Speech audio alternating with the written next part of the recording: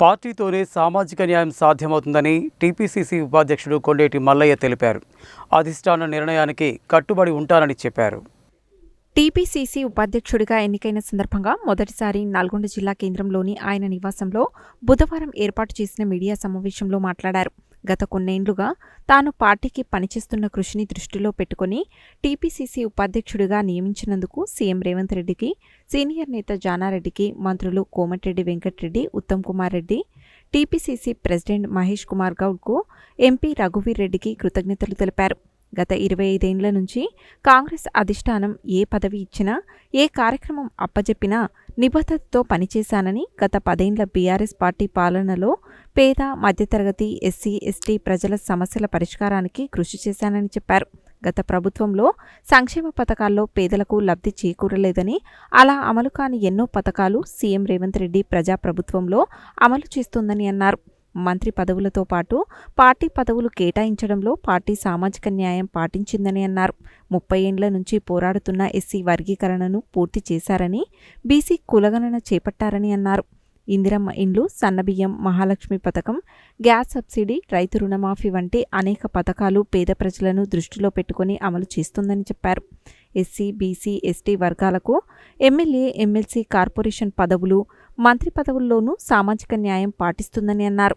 తాజాగా జరిగిన టీపీసీసీ కార్యవర్గంలోనూ సామాజిక న్యాయమే ఎజెండాగా పార్టీ కోసం కష్టపడ్డ నాయకులకు చోటు కల్పించడంపై హర్షం వ్యక్తం చేస్తున్నట్లుగా చెప్పారు. నల్గొండ జిల్లాలో 2 ఎస్సీలు, 2 ఓసీలకు పార్టీ రాష్ట్ర పదవుల్లో చోటు కల్పించడం గర్వకారణమని అన్నారు. ఎమ్మెల్సీలు విషయంలోనూ నల్గొండ జిల్లాలోని ఎస్సీ, ఎస్టీ, బీసీ నాయకులకు ఎమ్మెల్సీలుగా పదవులు ఇచ్చిందని చెప్పారు.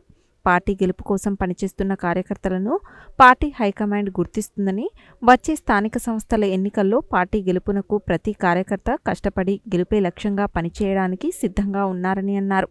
గతంలో కాంగ్రెస్ పార్టీ తనకు అప్పగించిన టీపీసీసీ ప్రధాన కార్యదర్శి పదవి ద్వారా నిబద్ధతతో పనిచేశానని, పార్టీ ప్రతిపక్షంలో ఉన్న సమయంలో కాంగ్రెస్ పార్టీ బలోపేతానికి కార్యకర్తల్లో ఉత్సాహం నింపుతూ గత అసెంబ్లీ ఎన్నికల్లో ఉత్సాహంగా పనిచేసి గెలుపునకు కృషి చేశానని చెప్పారు.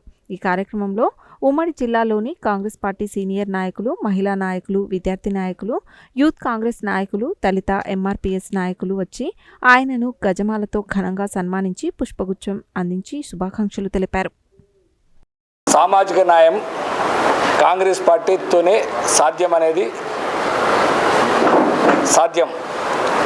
25 ఏళ్లుగా కాంగ్రెస్ పార్టీకి నిబద్ధతతోని పనిచేసిన కాబట్టి ఈ రాష్ట్ర ఉపాధ్యక్ష పదవి ఇచ్చినందుకు కాంగ్రెస్ పార్టీ పెద్దలకు మనస్ఫూర్తిగా కృతజ్ఞతలు తెలియజేస్తా ఉన్నా. మొన్న ఇచ్చిన ఎమ్మెల్సీలలో మరి ఎస్సీ, ఎస్టీ, బీసీకి న్యాయం జరిగింది. ముఖ్యమంత్రి రేవంత్ రెడ్డి గారు మరి అధికారం చేపట్టిన తర్వాత పేద ప్రజలకు 10 ఏళ్లలో జరగనటువంటి అభివృద్ధిని మరి ఇప్పుడు స్పష్టంగా చేసి చూపిస్తూ ఉండు. ఎన్నికల మేనిఫెస్టోలో ఇచ్చిన అన్నీ కూడా దాదాపుగా మరి ఈ సంవత్సరన్నర కాలంలో పూర్తి చేసినటువంటి విషయాన్ని గుర్తు చేసుకోవాల్సిన అవసరం ఉంది. పీసీసీ నియామకాలలో కూడా మరి సామాజిక న్యాయం అనేది స్పష్టంగా కనపడతా ఉంది.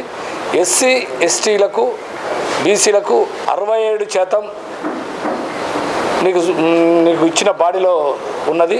మన జిల్లాలో కూడా మరి సామాజిక న్యాయం ప్రకారంగా ఇవ్వడం జరిగింది. ఎస్సీలకు 2 ఇవ్వటం అయింది, బీసీలకు ఇవ్వటం అయింది.